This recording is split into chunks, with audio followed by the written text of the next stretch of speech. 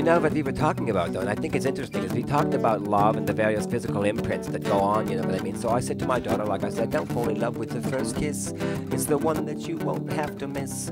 You can go on down the road on your own and just groove, babe. Come on, come on, come on, come on, come on, come on, come on, come on, Tech Freak, come on, come on. So I see the Tech Freak is in the house. I love your show, Tech Freak. Talk to me. Tell me something about your own life. My first love was in grade 2. I used to love my teacher.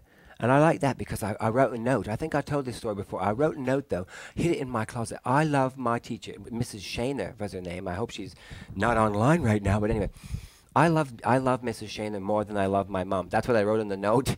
And then my mom found it. Darn it. Anyway, I fall in lust every time I go to the gym. When I think of her now, Miss Shana looked like an eagle or something. You know, maybe I was into figures of power. Look at that. Matt is in the house.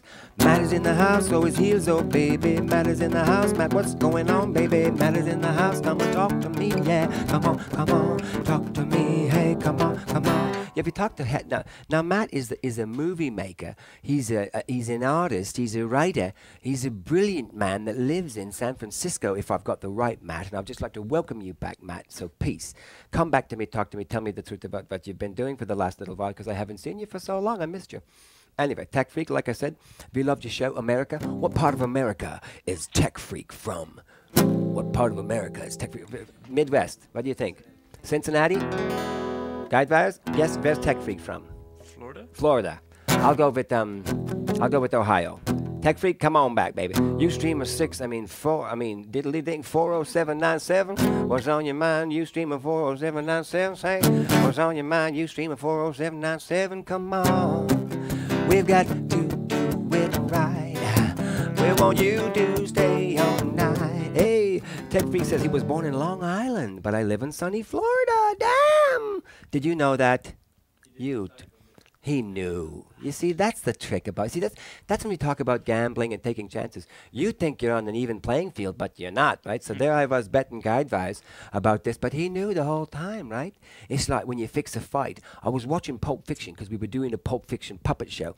And in the show, which I had forgotten, there's a fight that's fixed by Mr. Big Shoes, whatever his name is.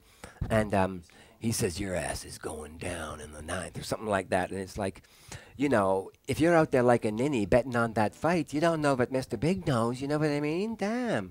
I want to be the Mr. Big for once in my life, eh? Sniff. That's what the Dr. J says, diddly thing. Here we go. So, get comfortable. What is it?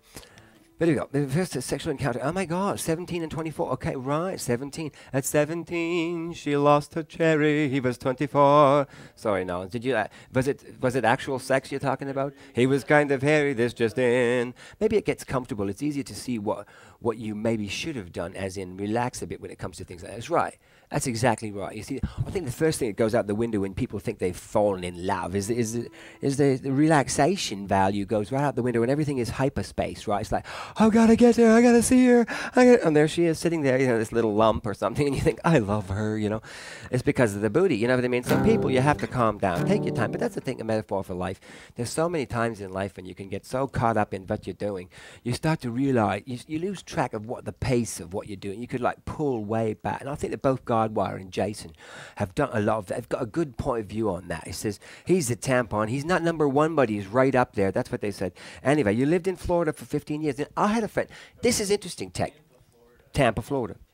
Oh, tampons. Tamponi. And then if the Italian guy comes on, we'll say, hey, tamponi, what are you going to do? Anyway, last night, I had a friend over. Actually, it was my wife's friend, but I knew her too way back when.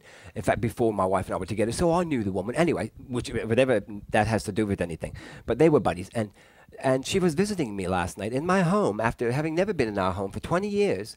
And she's living in Florida and has been living in Florida for 20 years, something like that. So it's amazing the things that come around and go around, like Tech Freak, living on a tampon, and then me. In vagina. My God, we're meant to be together here. Tech Freak, call me up. We're going to go out tonight. Anyway. So this is the truth. So Tech Freak's in the house. Heels, what's going on with the viewership? How about the Ustream? Did we get to the front? It doesn't look like it today, people. Anyway, phone Ustream. Get on board. We like to have it. We need to have it. Did he say vagina? No. A tampon and a vagina. Yeah, that's exactly. I think we should probably co-host. You know what I mean? We'll get on NBC.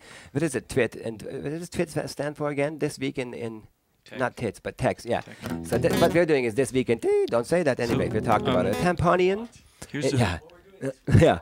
Twat. This weekend twat. Yes. Vagina. I don't know. Is that appropriate for the age bracket? Fine. Yeah, it is. But it is. So on Twit, they did a show called Twat. No, we should. Twit called Twat. A twat called Twit. A twat called Twitter. It could be a Western. Anyway. So they did a Leo Laporte, who's sort of like the the ringleader of the show. The whole thing is based around him. I think he did a 24-hour show for it. Like they just sort of he broadcasted for 24 hours straight. And I think he might be doing that regularly. But so what do you think about us doing that? I think we should do it. We almost did it. Maybe we could go like 48 hours straight. Yeah, like double it up. Yeah, let's just it'll be like guy priors, you know. And we'll have an old guy I could clone my head on. 72 hours? Yeah, 72 hours. I stayed up for 72 hours once. I told you my lips fell off. No, I didn't. It was a dream of mine. I had when I was young, I said I'm going to stay up as long as possible. And it turned out to be about 71 hours. But everything fell apart on my body, basically. Like I had itchy in the back door. You know what I mean? You start getting itchy. Oh my God! I'm not sure if I ever told. Like I feel like I might have mentioned this on the show before. Right. There was this. I had read about this sort of sleep deprivation, and this radio host did an 100-hour long sort of stay up, keep on broadcasting for it was sort of for a fundraiser, and he started hallucinating and going crazy on the radio show, and they had to like tie him up and take him to the hospital. We did, yeah. We talked about that once in the puppets back in the day. Yeah, he lost all contention. All sense of thought. You can't roller skate on a buffalo herd. You can't roller. We're doing these new shows on a buffalo herd. This song kind of leads into it. Instead of you can't roller skate on a buffalo herd. You can't roller skate on a buffalo herd. You can't roller skate on a buffalo herd. But you could be happy if you were mine too.